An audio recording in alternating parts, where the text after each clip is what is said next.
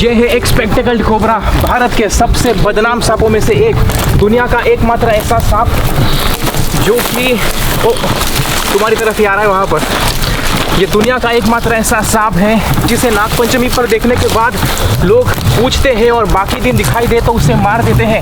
कितना तेज़ी से दौड़ रहा है और इसका रंग देखिए आप, बिल्कुल इस मैदान की तरह ही है, इसीलिए दिखाई भी नहीं देता है अधिकांश बार। ये न्यूरोटॉक्सिक जहर से लैस एक बहुत ही खूबसूरत सा सांप है जो कि बिल्कुल भी मुठभेड़ नहीं करना चाहता। ये सिर्फ भागने की फिराक पे बैठा है। करीब 15 से 20 साल तक ये सांप जी सकता है और इनकी जो वयस्क मादा है वो करीब 20 से 50 अंडे दे सकती है। उन अंडों में से निकले बच्चे पैदा होते ही जहरीले होते हैं।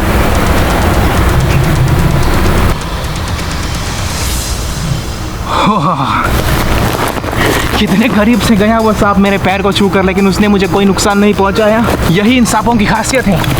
यहाँ पर आओ। और अब इसे यहाँ पर छुपने के लिए बिल मिल चुका है तो ये अंदर जाकर देख रहा है कि अंदर ये जा सकता है या नहीं।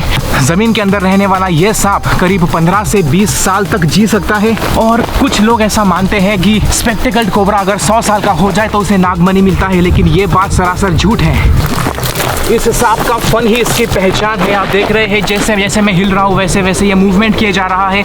ऐसा इसलिए क्योंकि कोबरास की जो आई साइट है वो काफ़ी वीक होती है और इसी कमज़ोर आई साइट का फ़ायदा सपेरों ने हमेशा से उठाया है। वो बीन को इस तरह से हिलाते हैं और जब उसकी हरकत को देखकर सांप भी डोलता है तो लोगों को लगता है कि सांप नाच रहा है, लेकिन सांप दरअसल नाचता नहीं है। देख रहे हैं आप, जैसे मैं अपना हाथ हिला रहा हूँ ये भी वैसे वैसे मूवमेंट कर रहा है और यही इन सांपों की खासियत होती है। कोबरास की खास बात यह है कि आप इनके स्ट्राइकिंग का एक अंदाज़ा लगा सकते हैं। जब आप इनके साथ काम करते हैं कई सालों तक तो उसके बाद आपको अंदाज़ा आ जाता है कि ये सांप कब आपके ऊपर झपटेगा और कौन सी सही डिस्टेंस है, कौन सी सही दूरी है जो आपको इस सांप से सुरक्षित रख सकती है। ये सांप दूसरे सांपों को खाना पसंद करता है और ये अंडे भी खा जाता है, लेकिन सच बात कहूँ तो यहाँ पर जंगलों को काटने का काम चल रहा है। इसी वजह से ऐसे सांप बेघर हो चुके हैं। लोगों में एक हमेशा धारणा रही है कि अगर सांप आपके सामने आ जाए तो आपको क्या करना चाहिए, लेकिन सबसे अच्छा तरीका यही होता है कि आप कुछ भी मत कीजिए, बस इत्मीनान से बैठे रहिए और वो वहाँ से गुजर जाएगा।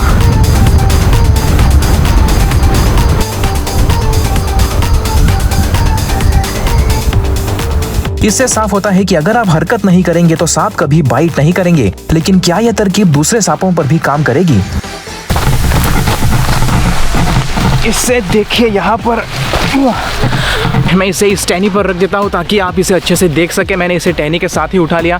कॉमन ट्रिंकेट भारत के हर एक इलाके में पाया जाता है। ये जो सांप है ये जहरीला नहीं होने की वजह से इंसानों के लिए हानिकारक नहीं है। ट्रिंकेट्स को मैं कहता हूँ कि ये जो है सांपों की दुनिया की गाय है। गाय इसलिए क्योंकि इसका स्वभाव भी बिल्कुल गाय की तरह होता है, शांत और कभी भी गुस्सा नहीं करेगा। लेकिन इस प्रजाति के नर आकार में छोटे होते हैं लेकिन अग्रेशन में बहुत ज़्यादा होते हैं। अगर उन्हें गुस्सा आ जाए तो वो अपनी गर्दन का एस आकार में शेप मोड़ लेते हैं। उसके बाद अपना जबड़ा खोलकर अपने छोटे छोटे सुई नुमा नुकीले दांत दिखाकर आपके ऊपर स्ट्राइक करेंगे, आपको बाइट कर सकते हैं। देखिए जैसे कि इस वक्त इसने अपनी गर्दन का आकार मोड़ा है यहाँ पर, और जब ये खतरा महसूस करता है तो इसी तरह से अग्रेसिव हो जाता है। अपना जबड़ा खोलने के बाद वो आपको काट सकता है, लेकिन काटने के बाद आपकी जान को नुकसान नहीं होगा। वो इसलिए क्योंकि ट्रिंकेट्स जहरीले नहीं होते। इनके छोटे छोटे दांत आपको चुभ सकते हैं, थोड़ी सी चोट लग सकती है, लेकिन ये देखा आपने कैसे ये मेरे ऊपर झपटा है तो आपको थोड़ी सी चोट लग सकती है, लेकिन जान का किसी तरह का कोई भी नुकसान नहीं हो सकता। इंसानी बस्तियों के आसपास रहना इस सांप को खास तौर पर पसंद है।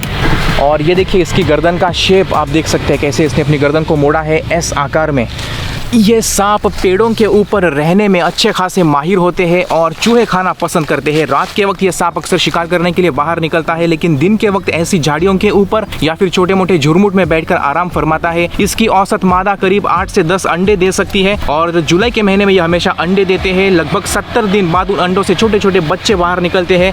और ये देखिए मेरे हाथ के ऊपर रेंगते रेंगते आ चुका है। इसे नहीं पता कि ये मेरी उंगली है, मेरा हाथ है, लेकिन इन सांपों को स्पर्श बखूबी समझ में आ जाता है। तो ये जानता है कि मैं इसके काफ़ी करीब हूँ और जिस हिस्से के ऊपर उसकी गर्दन है वो पेड़ नहीं है, लेकिन अगर मैं इसे छूऊंगा पीछे यहाँ पर तो ये आगे की तरफ बढ़ेगा।